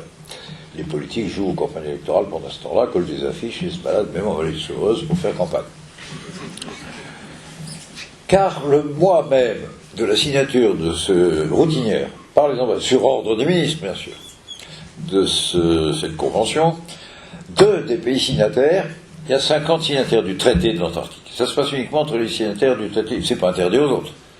Mais il n'y a que 50 nations qui ont signé le traité de l'Antarctique, je pense même qu'il en faudrait plus d'ailleurs, et c'est parmi ces 50-là que s'organise la signature des protocoles. De là ont eu des élections en juin 1988 et changé de Premier ministre. L'une, c'est l'Australie, qui confirme en fait, il ne change pas, mais il est renouvelé. Un Premier ministre travailliste qui s'appelle Robert Hawke. Et l'autre, c'est la France. Où le type, il sort Premier ministre après l'exercice électoral, c'est moi. Pour des raisons que je n'ai pas le temps de vous expliquer, parce que ça nous emmènerait vraiment ailleurs. Ce nommé Robert Hawke était un copain à moi. Notre amitié était née de toute autre chose, elle était née à propos de la Nouvelle-Calédonie. Nouvelle-Calédonie, une guerre civile, abominable. Petite, puisqu'il n'y a pas tellement de monde.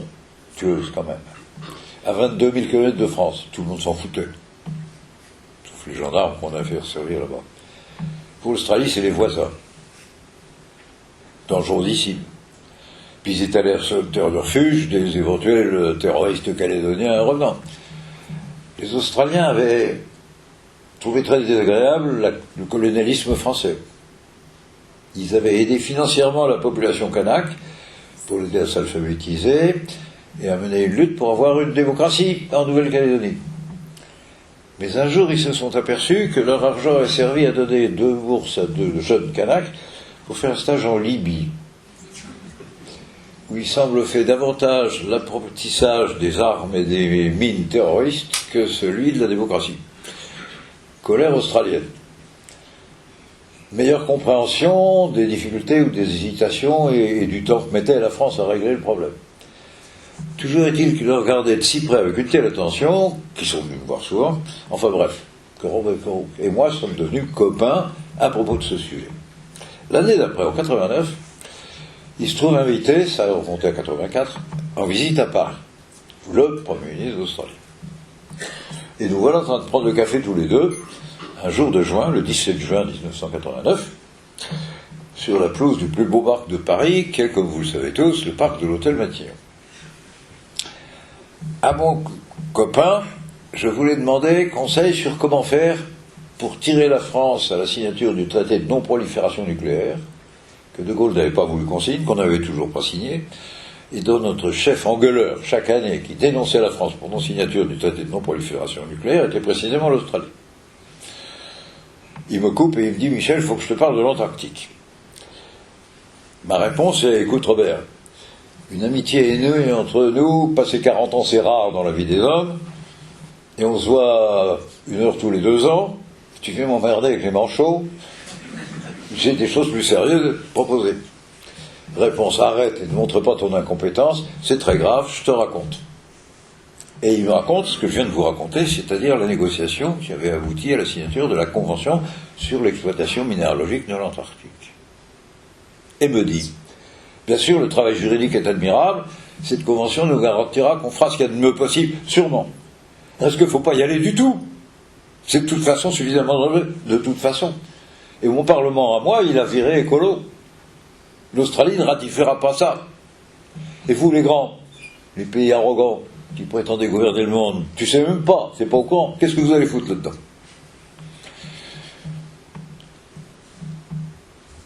Deux types qui prennent un café.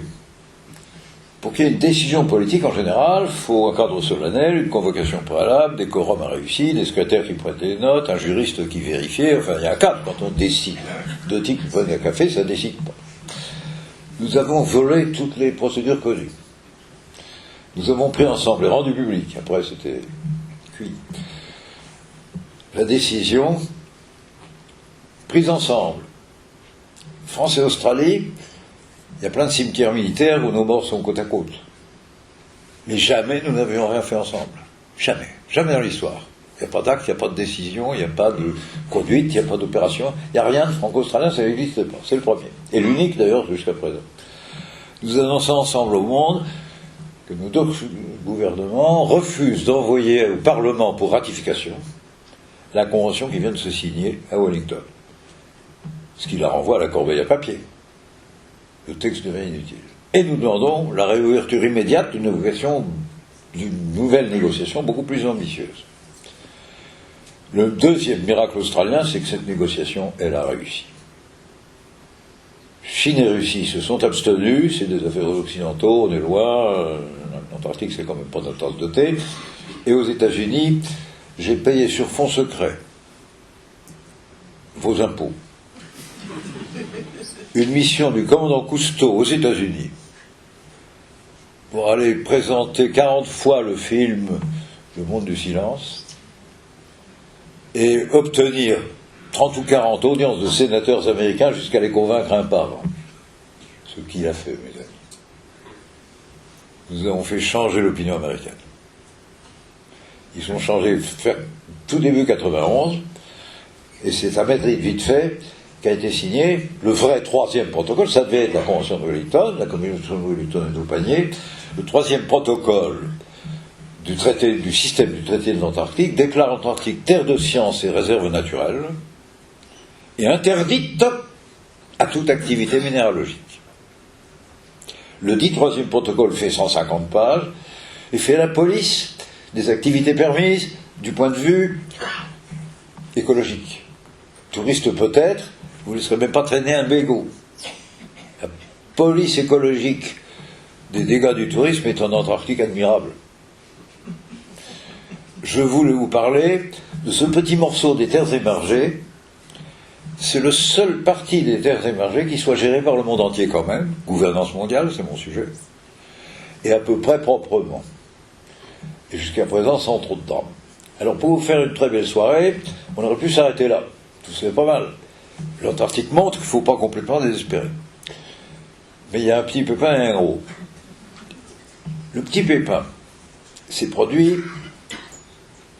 il y a 1 an et demi, l'été, à Hobart, en Australie, lors d'une réunion pour le deuxième protocole,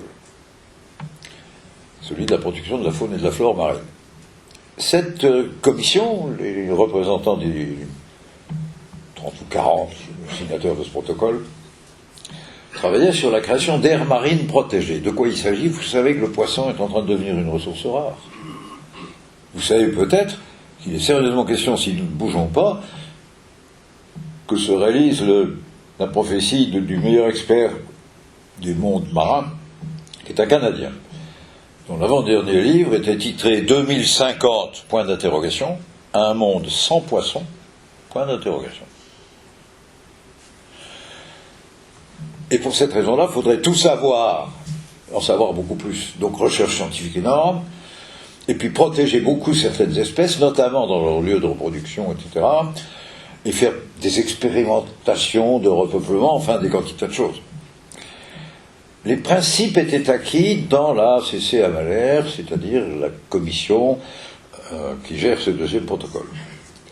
Et quand en 2012, à Hobart, viennent les 3 propositions concrètes, France et Australie, ensemble, proposent 7 grandes zones aires marines protégées, chacune grande comme 1,5 fois la France, hein, c'est pas petit. Côtier de la partie ouest de l'Antarctique, on est dans ces coins-là. Que les États-Unis proposent une grande zone d'une aire marine protégée de ce côté-là, et la Nouvelle-Zélande une de ce côté-là, 3 nations, la Russie, la Chine et l'Ukraine, disent on ne veut pas d'aire marine protégée. Et pas seulement en Antarctique, on n'en veut plus nulle part. Personne n'a su, la presse ne s'intéresse pas à la négociation de fonctionnaires, il n'y a pas de ministre pour ces trucs-là, qui discutent dans le cadre de l'application d'un traité, le 3e protocole d'un traité. Qu'est-ce que c'est que ces trucs? Comment voulez-vous faire la une des journaux? L'assassinat de la veuve d'à côté était quand même plus passionnant pour faire la une des journaux. Bref, vous ne le savez pas. Vous aurez appris ce soir que seul Le Monde a donné en 4 lignes en initiale à la fin d'un article en page intérieure. Non commentaire. Depuis, on a tenté 2 réunions de rattrapage et la dernière a échoué la semaine dernière. Nous sommes donc depuis la semaine dernière dans la confirmation que maintenant, planète entière, et pas seulement les pôles, la Russie, la Chine et l'Ukraine ne veulent plus entendre parler de protéger le poisson. Enfin, de systèmes spéciaux de protection du poisson, etc. Je n'entre pas dans le détail, on n'est pas là pour le détail. Mais c'est tout de même un peu... Ça, c'est ce que j'appelais le petit pépin. Parce que le gros pépin, c'est la fin de mon sujet. Quelle heure suffit-il? Je suis en train de vous martyriser. C'est l'Arctique. Alors, l'Arctique. D'abord, je vous la remontre en vous commentant que ici, vous avez la glace flottante sur l'eau salée. C'est de la glace d'eau salée, la glace salée. Elle fait 2,50 m, 3 mètres d'épais au milieu. Elle a même réduit. Elle est passée en dessous de 2 mètres d'épaisseur en moyen. Et puis ça flotte. Ça n'a rien à voir avec l'Antarctique. Puis ça, c'est le Groenland. Glace fixe, glace d'eau douce, posée sur de la terre. Celles-là font, ça ne change pas le niveau de l'eau des océans. Principe d'Archimède, elles font déjà, le niveau reste le même. Celles-là font, il y en a pour 7 mètres d'augmentation générale du niveau des océans. Le réchauffement climatique, qui est 2 fois plus rapide, on considère qu'il y a eu un réchauffement climatique de 3/10 de degré centigrade au cours du XXe siècle, en gros. C'est pas beaucoup, mais ça amorce quelque chose, et ce qu'on sait de la façon dont ça se produit ouvre les plus grandes craintes. Il est 2 fois plus rapide dans les régions polaires, nord et sud, qu'il ne l'est dans nos régions tempérées. Résultats multiples. Premier résultat, il n'y a pas que la glace qui fond, il y a aussi le sol, qui dégèle, tout ce ciel-là, tout autour de l'Antarctique. Dégèle. Quand il dégèle, si c'est de l'argile, or c'est de l'argile pour 90%, il devient pâteux, flexible. Toute maison en dur s'enfonce. Les habitats, quiconque habite par là, s'effondrent. Pas moyen de mettre des phares, des balises, des bouées, et moins encore les maisons. Il y a déjà des réfugiés climatiques, notamment dans les peuples premiers. Parce que qui habite là-dedans? L'Antarctique, je vous l'ai dit, une facilitation politique était qu'il n'y avait pas d'habitants. En Arctique, c'est pas pareil. Est-ce que je les ai, moi, les habitants de l'Arctique? Ben non, je ne les ai pas. Toujours est-il que dans la zone, au-delà du 60e parallèle de latitude nord, il y a en tout, de tous les côtés à la fois, 4 millions d'habitants à peu près. Sur ces 4 millions d'habitants, il y en a 450 à 500 000, pas plus, qui appartiennent aux peuples primitifs, qu'on appelle les peuples premiers. Et il y en a une quinzaine avec des langues différentes. Le plus grand est le peuple inuit, qu'on appelait autrefois esquimaux. Alors ne faites plus l'erreur, c'est nous qui les avions baptisés esquimaux d'un mot qui dans leur langue veut dire mangeurs de viande crue. Et quand ils vont à l'école, quand ils deviennent civilisés, ils nous soupçonnent de rappeler par là qu'il est probable que leurs ancêtres ont été un peu anthropophages. Ils n'aiment pas qu'on les appelle comme ça. Et ils nous demandent l'amitié et le respect de les appeler hommes libres, ce qui se dit inuit. Et il y a donc un peuple inuit qui est tout le peuple groenlandais, 55 000, à peu près tous les peuples autochtones de l'Alaska et la moitié des peuples autochtones du Grand Nord Canada. Mais il y a plein la Sibérie, de peuples beaucoup moins nombreux, 10, 15, 20 000 habitants, ayant chacun leur langue, leurs coutumes, leur façon de s'accoutumer au grand froid, leur vie, mais qui vivent là et qu'il faut aider à y survivre, alors que leurs habitudes de vie et les conditions de leur survie sont fragilisées par le réchauffement climatique. Deuxième effet du réchauffement climatique, quand il réchauffe le sol dégage ce qui était contraint par la glaciation, et notamment des gaz à effet de serre, principalement le méthane. Du peu que vous savez des gaz à effet de serre, vous savez que le principal est le gaz carbonique. Mais dans la manière de bloquer les ondes de chaleur qui repartent de la Terre vers l'espace pour les y faire rester, le gaz carbonique est beaucoup plus énergique. Le plus énergique, c'est le méthane. Une vingtaine de fois plus. Simplement, il y a 40% de gaz carbonique dans l'atmosphère, et ça fait l'effet de serre, il y a 3% de méthane. Mais le dégagement de milliards de tonnes de méthane en plus aggrave à toute allure l'effet de serre. Et puis, le blanc, la glace, renvoie la chaleur du soleil, qui va être bloquée par l'effet de serre. Le foncé, la couleur de l'océan, capte la chaleur et la conserve. C'est aussi vrai de l'eau que de la forêt. Donc, le réchauffement climatique est auto-entretenu et auto-accélérateur. Et si on n'arrive pas à ralentir ça avant, on ne sait pas bien ce qui va se passer. En tout cas, on est sûr qu'on dépassera, sur le XXIe siècle maintenant, on dépassera 2 degrés centigrades de hausse moyenne de la température de la planète.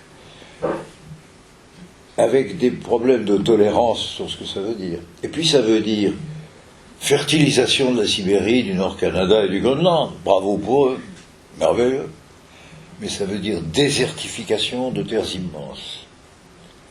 Désertification de l'essentiel du centre des États-Unis. Désertification de l'essentiel du centre de la Chine. Et surtout, car c'est pire, désertification probablement de tout ce qu'on appelle le Grand Moyen-Orient. De l'Iran à la Palestine, avec tout ce qu'il y a entre les deux. Et du Sahel. Pas très gai. Voilà l'ensemble de ces résultats.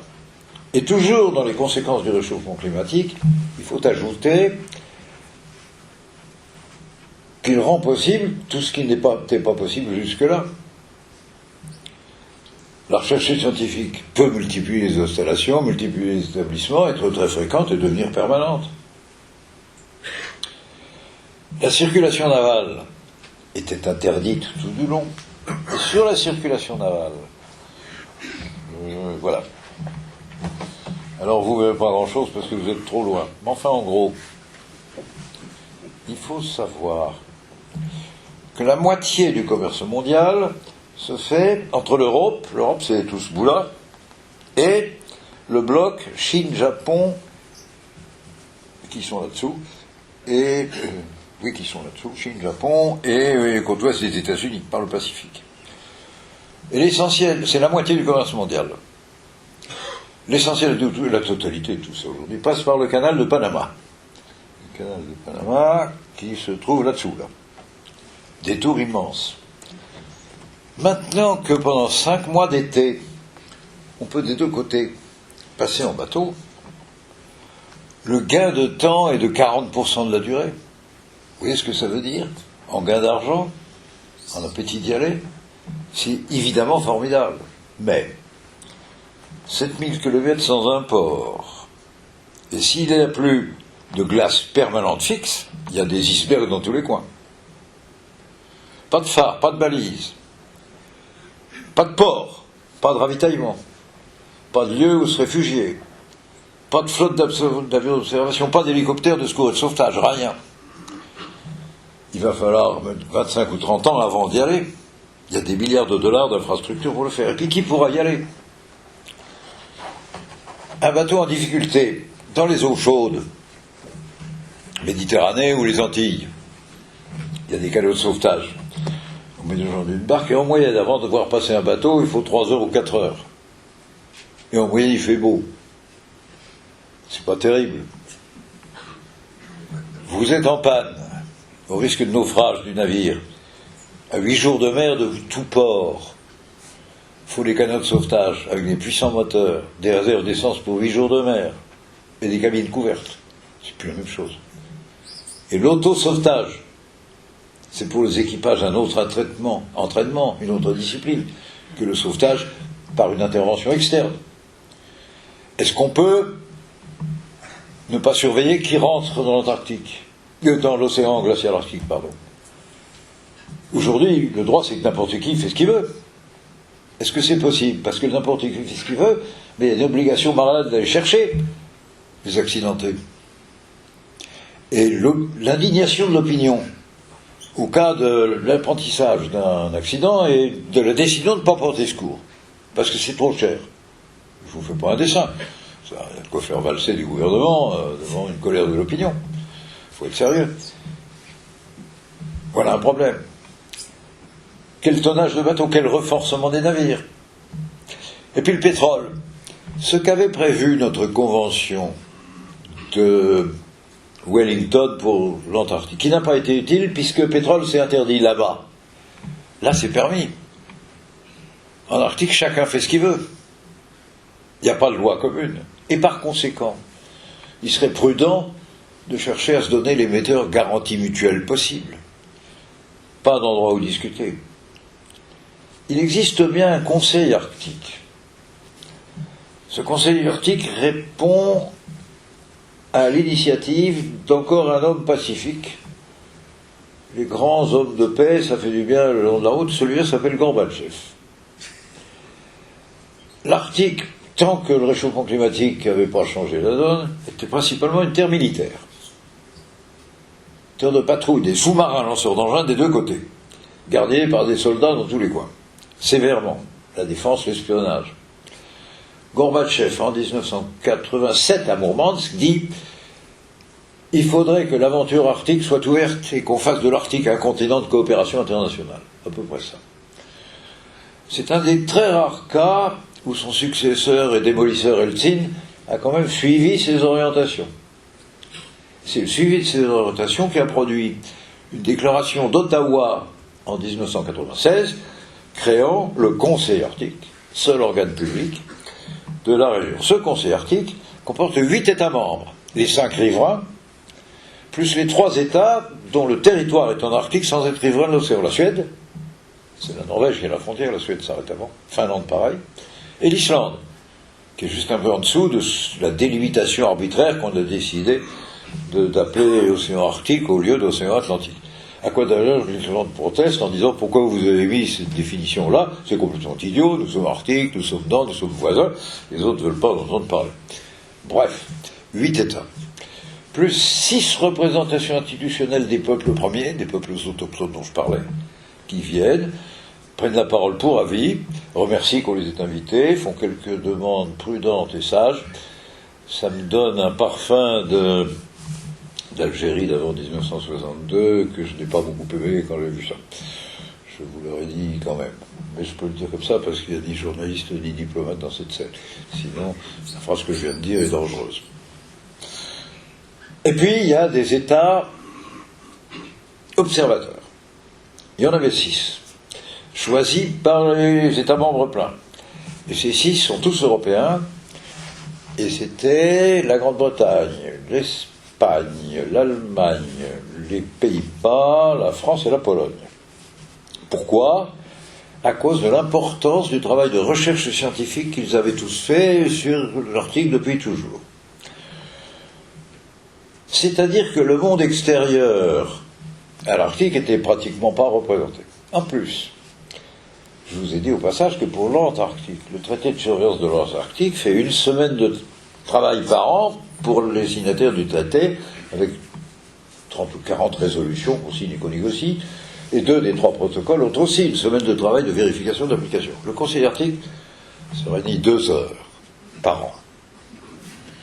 Le temps d'écouter solennellement 8 discours de ministres représentant chacun son gouvernement sur ce qu'on va faire, et puis d'aller casser la croûte. Plus quelques discours de bienvenue et d'hommage des peuples premiers.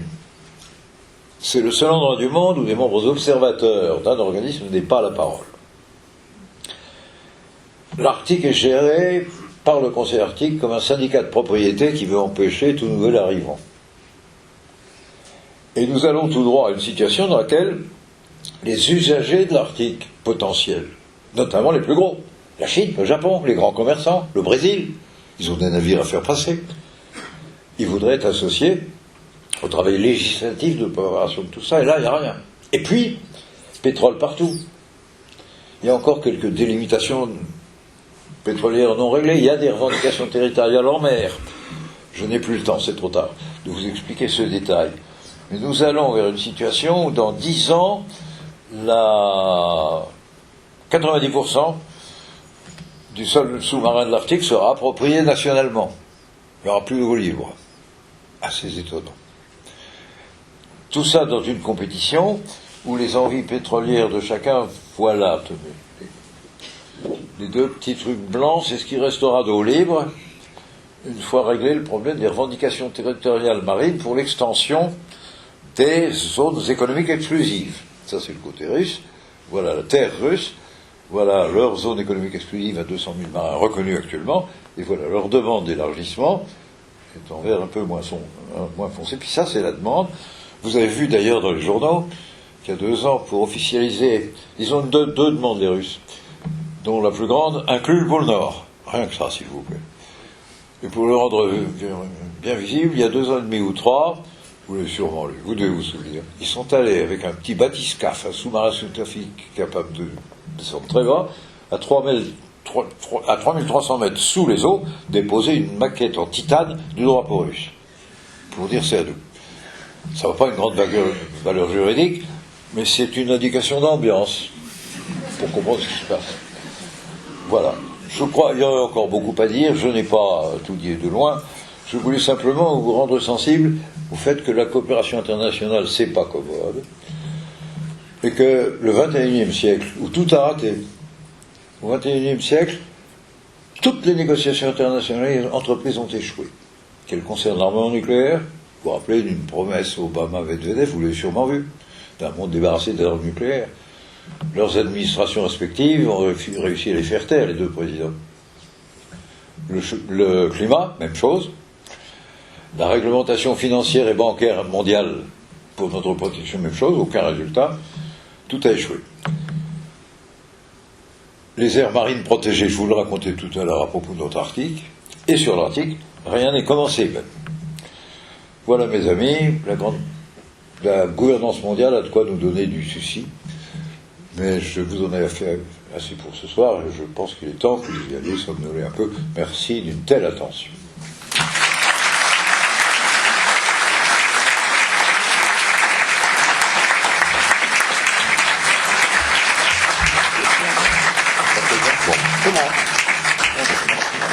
C'est vous qui décidez. Non, c'est bon. Bon, je pense qu'on a. D'accord. Bon, au départ, on avait prévu de prendre quelques questions, mais Jean Rocard a été passionné par son sujet, nous a fait partager un petit peu toutes les. Ce qui est intéressant, ce qui est passionnant même, c'est de voir que derrière les aspects scientifiques, il y a toute cette espèce de négociation qui se passe, et pour nous, c'est vraiment une découverte, et merci de l'avoir fait partager ces moments très très précieux. Et on s'en rend un peu mieux compte ensuite de la limite de nos travaux. Bon, mais les deux se nourrissent, les scientifiques essayent de faire valoir leur point de vue, et puis les hommes politiques ont du pain sur la planche ensuite pour pouvoir appliquer tout ça. Bon, je pense qu'on va s'arrêter là alors. Merci. Merci beaucoup.